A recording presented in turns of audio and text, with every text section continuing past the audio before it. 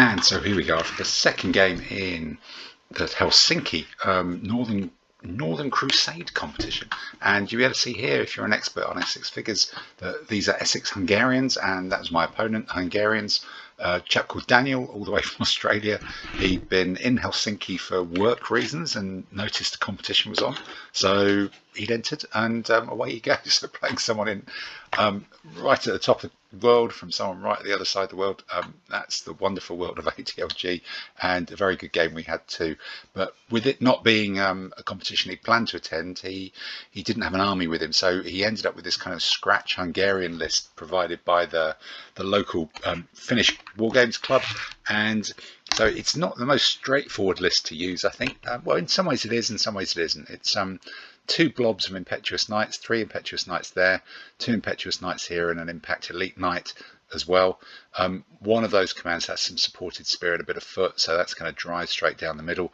This one's got a few bow, light horse, cavalry to act as outriders, cover a flank, and then the other flank of that gets covered by this sort of pseudo-Mongol steppy type command of a couple of elite cavalry bow and some more light horse as well. So, effective, simple to use, but not necessarily one that you pick up if you weren't particularly used to using it.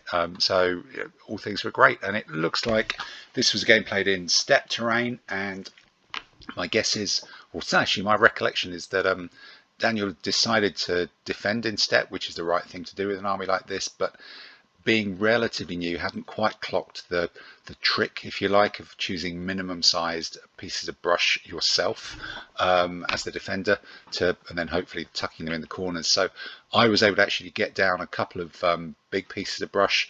It looks like there's a little marsh there, which really worked to narrow the table down and pin where those Hungarian knights and other troops were going to be. And as you can see, my tactics pretty straightforward. Get the Baltics here, rush them into this piece of terrain, try and move up the rest of the big knight absorbing sponge to kind of here, keep these knights as a reserve. These ones possibly were deployed last, facing this kind of cavalry-ish command.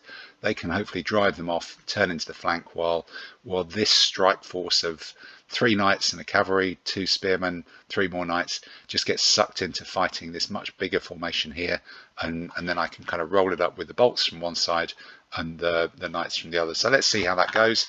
Well, the bolts get off to a race. They're running across. They don't want to get caught in the open by knights. They want to get into that terrain, and that leaves space for that little reserve of 2 knights to come round as well and lengthen my line here and give something for the enemy knights to be kind of drawn towards. And over on the other side, much simpler. The whole thing just marches forward. I've got archers here to shoot up the light horse and the cavalry. Crossbowmen hopefully get a few pings on the knights, and didn't work the first game, but we'll see if that works. And my knights here, instead of opposing these slightly better quality heavy knights, they're on the wing. They're just going to drive this lot off in conjunction with the crossbowmen and the bowmen here, and hopefully create some space to do a bit of a roll up there. In response, the Hungarians throw forward this big skirmish screen of light horse, light infantry, more light horse over there. The knights move up gently, the spearmen move up gently, the cavalry are there as a kind of reserve. It looks like they're going to have to charge there, and ideally they're going to have to charge here. The game's developing like that, but when will that happen? We both want to do a bit of shooting. Light foot against my crossbowman against light horse here. Everybody's doing a few shots that they can get away with, and what happens? We start to get some casualties, and these Hungarian crossbowmen, light infantry bowmen, are absolute dead-eyes. They'd already done 2 hits on this bow unit straight away for 1 in return. My archers must have picked something up from these light horse, but luckily the knights don't, and we've got 1 hit on the cavalry behind them as well. And these knights are just still looking at their fate, charging into this wall of spears over here. On the other side, boom, that crossbow unit's just been shot. 3 turns, I think. 3 turns, 3 hits, it's gone, leaving quite a big hole in my line. But the slowest troops in the Hungarian army, these 2 units of spearmen, are facing it. I've managed to swap around some spearmen and some huscarls here, so the huscarls can go into those spearmen, their natural prey, leaving just a line of my spearmen here to take on these knights. And as you can see, this is exactly what's supposed to happen from my perspective over here. The bolts have come into this rough terrain and are starting to move out. I've moved up my knights and linking them up with my spearmen to form kind of a shallow line here, ready to receive 3 knights, and I've got 1, 2, 3, 4, 5 good anti, or almost as good as these heavy knights. These are medium knights to do it. I've got my crossbowmen pinging away. We've got a load of the light horse sort of trapped in between, but they will be able to flee out the way and get out the back when that happens. But it's just giving these guys too many choices really to allow themselves to concentrate, and removing that option to be supported by light horse on either flank. So it goes in. May well have been my knights deciding to do this. They've gone in. The bolts have just driven out of the terrain. They've got an overlap there as well. The spearmen have just moved up. We're just trying to gunk all this up into dragging these guys into a war of attrition, where clearly they're better here with the overlap being better knights. They're not quite as good here. They're slightly better knights, but I've got an overlap and the opportunity to turn the flank if I can. And even so, it's going to be difficult for them to all fight their way past all of this stuff before something else happens, and hopefully these bolts get into the rear of them. Over on the other side, sort of the same thing. My knights go herring off. We've forced all these cavalry and light horse to evade away. That's created an opportunity for my knight to whiz around and threaten the flank of these enemy Hungarian knights who've been pinned by my line of spears moving up smartly as well. So they can't turn and just react to that. They've got to deal with these spearmen as well. So that's going to cause more kind of mess and mayhem here. The Huskarls appear to have taken yet more shooting damage from someone. Must be these super deadly light foot again, or perhaps some of this mounted cavalry as well. But armoured Huskarls elite shouldn't really be taking much damage, but it looks like they have. And yeah, the spear, but they're still going to go into the spearmen. That's their job. That's what they're here to. So this kind of sponge effect is starting to happen here, with the flanks starting to get exposed. But what happens is the spearmen go in, the knights go in. They've got a solid line of combat here, and some light horse come back to try and distract my knights. The other knight, which is already injured, it's been shot, is being attacked by all of the cavalry in that sort of semi-Mongol steppy type command. But I've got the advantage of overlaps here. Just got to absorb this knightly charge with the rear support and hope that the Huskarls can recover from their injury and do the business and do some heroism. Over on the other side, slightly unsurprisingly, my knights who are overlapped and against better troops are going down. These guys are holding their own at the moment, but I'm still this command of impetuous foot in several different blocks with generals over there and only an ordinary general. That's kind of difficult to maneuver. I've not managed to get the pips to turn onto the flank of these knights as yet. These guys have pushed up, really trying to sucker all this lot in to absorb them, to buy time for these bolts to drive off these light horse and get into the rear. Overview, bit of a helicopter view here. The general is properly, as he should be, with the Huskarls. He's rallied them down to 1 hit. I've lost a knight here, creating more sort of problems for him. He's starting to suffer as well. Still not had the opportunity to turn into the flank, even though there's more bolts coming forward. Turning an impetuous troop who's already acting as an overlap is not straightforward at all. And looks like these knights have crunched in and done some pretty serious damage, but the one who was here, he's dead.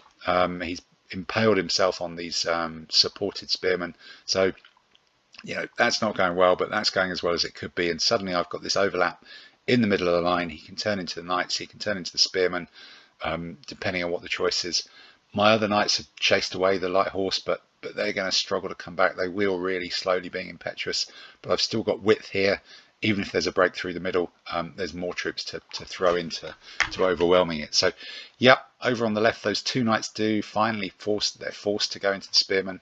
The cavalryman comes in as well. That should be good for me. Cavalry against spears with support is usually pretty solid for the spearmen. My knight is still hanging on. This guy's still not been told to turn into his flank and sort him out, but the bolts are starting to scatter these light horse away at some speed. Flipping back to the other flank, my knights survived that overwhelming attack for a while, and this knight who was running off randomly, one of the cavalry who was attacking my knight here has had to peel off and attack this guy as well, aided by light horse. If I can survive that though, I've got all sorts of troops ready to jump in, overwhelm this guy, get into his flank.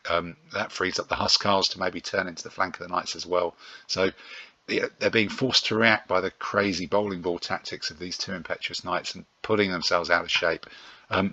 But while that's all happening, it looks like my knight has survived that. He's only taken 1 hit. He's turned to face. These knights have broken through against the guy who already had 3 hits. they've come forward impetuously. That's great news for my my Hussars. They can then turn into the flank of them. This guy, the spearman, has pushed forward. He can attack either side now, turn into the knights, or turn into these guys who look like they've taken a hit from the Hussars. This guy's still just about hanging on, but there's a lot of cavalry floating around. But it's starting to suck the Hungarians deeper into the sponge. Again, flipping back to the other side, a long protracted combat. Nothing's really much happened here. The knights haven't gone through. The spearmen haven't done much damage. The cavalryman's taken an injury. This is still ongoing. I've not managed to turn into the flank of it. They're just about hanging on. And these guys are still pushing forward, trying to clear these light horse out of the way. So, yeah, that red spear unit, they've been threatening to do it for a while. They've turned into the flank of the knights. The spearmen are probably relieved about it, but it's bad news for those knights who have now got spears in the front, spears in the flank. As predicted, the Hussars have turned into the flank of this knight. The crossbowmen are coming to help them. The other bowmen have rushed up and attacked this cavalryman as well. So suddenly, that's now a big problem. That's now a big problem. That's now a big problem. There's a lot of combat troops from the Hungarians on this flank have suddenly overreached themselves, just got a little bit too far and starting to get beaten up by the sheer numbers of Danish troops here, as the Hussars are just sort of grinding through in the middle as well. And again, finally, look, this has happened. Their generals had enough command and control to tell them to turn, do some damage there, while this guy's still lasting. This battle is still ongoing, so if I can quickly dispatch these, I'll get into the flank of them. The spearmen are holding up really bravely, and these guys are starting to think, somebody's starting to think about having a run for the baggage as the rest of them just clear these light horse out the way. So looking at that from a slightly different angle, suddenly it's they can see the problem that's coming to them from the rear. This guy's now on 2 hits, but so they've redoubled their efforts and they've really done some damage here. The cavalry have started to win. The really good quality sort of semi-Teutonic knights have done 2 hits. This guy, even though there's an overlap now, he's done a hit. My spear line is wobbling. So this has to win very, very quickly so that I can pile into the back of them over there. So look what happens. That collapses. This spear line is nearly collapsed. He's still hanging on, but the key one, this guy's gone, and that gives me suddenly 2 units able to get into the back of these guys and start to do some damage. And as you can see, we've cleared up a big path away from the baggage as well. And here, just ganging up on all sides on these different last few elements of knights. We're starting to get the upper hand on those spearmen as well. The cavalry have got through. The knights are still there, but look, here's my bolts going into the back of this engaged one. Here's another knight from my ring has gone into the side of this guy as well. So that's all happening. Suddenly they've broken through, but they've not pushed through quite fast enough, and they've got caught in the rear by this sort of left hook that's swept all the way through the terrain and crashed into the side of their army. Over on the other side, all of the knights now are dead. All of the Hungarian knights are dead. They've been absorbed by the spearmen. They've been overwhelmed by everything else on both sides. The generals had to jump back and join some of those super bowmen who, standout troops in the army. The cavalry are still fighting off my knight. I've still not managed to do them. There's more cavalry coming back, but it's just clouds of stuff, and the general's engaged as well. That's going to give them command and control problems. So, but getting rid of the key combat troops is the key thing. But as was trailed before, that's the secret. The bolts have just run all along the side of the table. They've rushed in. They've swept away the light horse whilst the knights are engaged, and some of those sneakily snuck away and attacked. They're in combat with the baggage, and losing the baggage is worth 4 points. That's a big problem for quite a small army like these Hungarians. And that, I think, is that. And the lesson is, one does not simply ride through the steppes of Hungary into a competition in Helsinki with Hungarians. It is always better to choose to bring a Scandinavian army to the frozen north, or the daylight all the time north of expensive beer. And it's a victory for the Danes.